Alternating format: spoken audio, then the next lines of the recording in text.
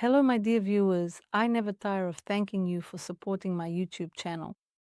Today, I have prepared a topic for you called The Fairy Tale of Being Worked Through. In this video, I would like to show you the absurdity of this concept and the absurdity of how people demand exercises, affirmations, instructions, and so on. When we demand these affirmations and instructions, it always seems that this will be enough for something in our lives to change. Or we read some theory, or we watch a video. Many people say, I watched a video and my life changed completely. In this video, I'd like to gently bring you down to earth and ask you to pay attention to this tendency, or rather these tendencies, which I am about to tell you about. When we talk about our personality, we need to understand that it is a complex structure. It is not some kind of block that you can just pick up, turn over, and it will change. It is an enormous number of connections, a multifaceted nature that has been formed over decades. And this multifaceted nature, it is also constantly changing in the moment. I think you know what a kaleidoscope is. Then in a kaleidoscope, there is a set of little glass pieces. Let's say our personality has 1,000 of these glass pieces. And if you turn the kaleidoscope even slightly, if just one piece of glass changes its position, the entire picture in the kaleidoscope will be different. We are exactly the same way. We are not static, puppet-like, or frozen. In the morning, we might seem like one person, but after a cup of coffee, we can be completely different. Or in the evening, when we have very little energy left, our inner configuration changes again. It shifts. And then we just lie down for a moment, we rest for 10 minutes, and we're already different again, not the same as before. And this ability to think in complex ways, to hold more than one thing at once, scares people. They are afraid to think of themselves as being different. People want at least some kind of diagnosis, even if it's the worst one, an abusive, perverse narcissist, just to label themselves and find some peace. And this attempt to categorize, to find a simple explanation, immediately limits both personality and thinking. I observe this both in group settings and in individual psychoanalysis. People say, oh, it's complicated, it's time-consuming, it's complicated, it's time-consuming. As soon as such thoughts arise, a person immediately closes the door to their own potential for growth. When we talk about ourselves, about how to make life easier or improve its quality, it's essential that we truly understand who we are. And first and foremost, we need to know our own dominant traits. What are dominant traits? Dominant traits are stable centers of excitation. That is, in our memory, in our consciousness, the most vivid emotional moments are imprinted, both bad and good, both tragic and celebratory. In the psyche, that is, in a very real sense, we retain a memory of absolutely every single thing, absolutely everything we experience, but the minor emotional experiences, that is to say, those specific events that were accompanied by only minor emotions, are stored at the very bottom. And the more charged the emotional experience, the closer it seems to be to the surface, the larger it appears. If you are taking notes, draw large spheres above, smaller ones below, and so on. This is our entire memory, this whole structure, and it stays with us forever. In other words, it is impossible to process or remove it. We have experienced it, it happened to us, it is a fact of our biography. The only way to forget would be to perform a lobotomy, but then everything else would be forgotten as well. That is why all of this stays with us forever. But undoubtedly, it can influence us to a greater or lesser extent. An important point is that when we encounter a stressful situation, certain things will instantly rise up from our unconscious. These are the large, deep-sea dominant fish. If we move to another country, if, for example, there is a divorce, an illness, or the loss of a loved one, if war breaks out, if there is shelling, at exactly these moments, in other words, during stressful situations, it is as if the personality is laid bare. If we imagine the power of consciousness, it would be like layers of paper stacked on top of each other. It is this that keeps all these dominant forces submerged in the unconscious. Let me give you an example. For instance, something simple perhaps. Imagine a situation where your favorite laptop suddenly breaks down beyond repair, or perhaps you experience a major falling out with a close friend that results in the two of you no longer being on speaking terms. And you might have painful memories about, for example, not only the moment your laptop suddenly broke, but how your entire thesis or the book you were writing was lost as well. And when you touch on those memories, there are a lot of negative, emotionally charged moments there. It's as if you don't want to remember, as if you don't want to recall it. And for example, if you had a conflict with someone, but before that you were friends, when you find yourself in places where you were together, or for instance, if that person has passed away, a huge wave of emotions will instantly rise up, emotions that seem not to be there before. In reality, they do exist, but they are in the unconscious, and our layers of consciousness are holding them back. Those people who have a strong consciousness, who work on themselves, who explore their inner world, they have a greater ability to regulate these balls, these dominant emotions that rise up to understand what is happening to them right now. These memories have come up. And now, if I can't cope with this, I will be overwhelmed by emotions. In other words, the better you know your inner world, the more opportunities you have to manage it. If you don't know it, you won't be able to control it.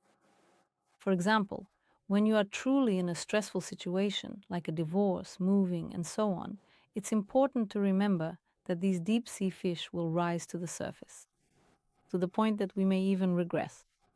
We may degrade to the state we were in when we experienced it before. For example, after going through a divorce, I feel unprotected, I feel less valuable than I was when I was married. In other words, my entire configuration changes. It's as if one piece of glass in the kaleidoscope has shifted and I have changed completely. It's like I'm trying to build relationships in reality the way I used to, but it doesn't work because I'm different now. Or moving to a new country or starting a new job. The problem isn't that the people in the new country are somehow different. The problem is that my own configuration has changed. I need to understand that my configuration has changed. Otherwise, a dominant pattern emerging from the unconscious will take over completely. It will take control and there will be a distorted perception of myself and others. And if our perception is distorted, we will draw the wrong conclusions, false conclusions, because we are processing false facts. So when we talk about being worked through or processed in some way, the truth is that nothing ever really goes away. That is, in a stressful situation, everything will resurface. And it's important to acknowledge and understand what is surfacing inside me. The second point, we can evolve in our consciousness, but this evolution takes time. The two most important stages of personality are immaturity and adulthood. When we talk about immaturity, we are talking about a person who lives solely within their own subjectivity, relying only on what they feel. In that state, feelings cannot be questioned. It is impossible to doubt them. What I feel is what is real. If I feel that a person is bad, then they are bad. When we talk about adulthood, that is when thinking emerges. In other words, along with subjectivity, objectivity appears. Right now I feel this way, but what is actually happening? So another frame of reference appears. I have a video about this topic. Those who have been on the channel for a while have probably seen it. All the videos about the evolution of consciousness, any of them. And the evolution of personality happens gradually. The more mature a person is, the more capable they become. In making decisions, the better they can predict what will happen in the future. They understand what they want, they understand where they need to go. So you see, this transition out of subjectivity gives us many advantages, but it is very difficult for us to let go of the world as seen from our own perspective. And it is possible to develop thinking. We can evolve only by developing our thinking, by learning to think about subjectivity and objectivity. When we talk about instructions, theories, or exercises, we are not talking about developing thinking. In that case, a directive comes from above, and our inner control picks it up and builds itself into it. So pay attention, even when you listen to the information that I am giving you. In these videos, the information should teach you to think and to establish cause and effect relationships. I can see from the comments that sometimes a person grabs onto something as if it were an instruction for themselves. Now I know how to get to paradise. You just have to do things the right way. And by overloading themselves with these instructions, a person remains unevolved. That is, they are not independent, not thinking for themselves. It's as if they are relying on what is right. This reliance on what is right, like you have to defend your boundaries. You can defend yourself so much that you end up alone. You need to express your feelings. I remember in our team, a woman joined who was very firm about defending her boundaries. She expressed her feelings openly. And it felt as if we had adopted a 5-year-old girl who was always causing a scene. Someone who constantly needed to be taken care of. We became so anxious about it. We were so afraid of her outbursts that we stopped writing anything in the work chat just to avoid triggering her emotions. You see, from the inside, I'm expressing my emotions, but from the outside, who really needs these tantrums? It disrupts the work process. That's why all these instructions you see just fall apart completely. In other words, we absorb information, but we don't write it down. It's like instructions on how to do things correctly. It's about understanding the essence of being able to build cause and effect relationships. So we need to develop logic, not just about what's correct, not just theory, not just what someone told me, but whether something is logical or not. When we rely on logic, we become much more resilient because our emotional state can change. The kaleidoscope has turned and we have changed. And if we have the habit of relying not on what's inside, but on logic, on understanding, then we can remain adequate even when we are not feeling adequate. It's as if we have another room we can enter where we can analyze and understand what is happening to us because we know that we can find ourselves in stressful situations where dominant patterns emerge, where we regress. And in those moments, we become inadequate in our perception of reality and in our interactions with others. This whole sense of being worked through can be dangerous. When I work with psychologists, they are often the most challenging clients because there is this conviction that they have already dealt with their issues, that they have overcome them. Even people who listen to my videos often have this belief that they have managed it. But this is not the disappearance of the problem. It is simply blindness to the problem. In other words, I no longer have this issue. I've already worked through it. It's no longer a part of me. And when this aspect appears in the field of events, the person simply does not recognize it because they have already checked the box, believing they have dealt with it. You see, when we work on ourselves, all these aspects we address, they don't actually go anywhere. We diminish them under certain circumstances and then they once again become significant. It seems like such Sisyphean labor. So do we actually change or not? Yes, we do change. It is precisely the act of bringing this into consciousness, of recognizing it. So it's not about discarding or hiding these things somewhere in the unconscious, but rather about developing the strength to look at yourself with open eyes, to see yourself as you truly are. Not turning away from anything within yourself at all. This is where true strength lies. When a person, especially psychologists or any specialists, considers themselves to be fully worked through, it always breeds arrogance. I want to draw your attention to the fact that after watching these videos, you should not develop an arrogant attitude toward others. Because this belief in your better self, this constant striving toward your better self, instantly seems to give you permission to look at others as if they are somehow lesser. Comparing yourself to others and seeing them as inferior, this idealization of oneself creates a certain space, and that's how it is. Without emotionality, this creates a space of loneliness and emptiness. And when interacting with people, you will, even unintentionally, deprive them of their sense of self-worth.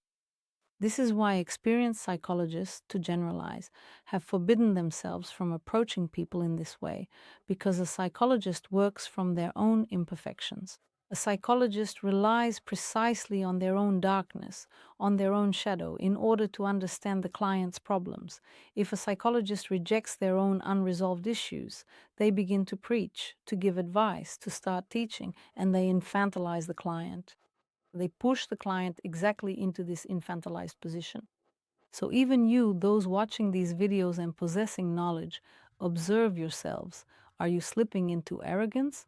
Are you starting to preach, to think that others are worse than you? Is it just because you know more? Share your insights and comments. Let me remind you that you can purchase my first book, The False Self, The Real Self. It will be useful both for those who practice, such as psychologists and psychoanalysts, and for those who want to understand what is happening in their inner world. In it, I give examples from life and my own practice to make the theory more applicable to real life. I will say goodbye to you now. See you soon.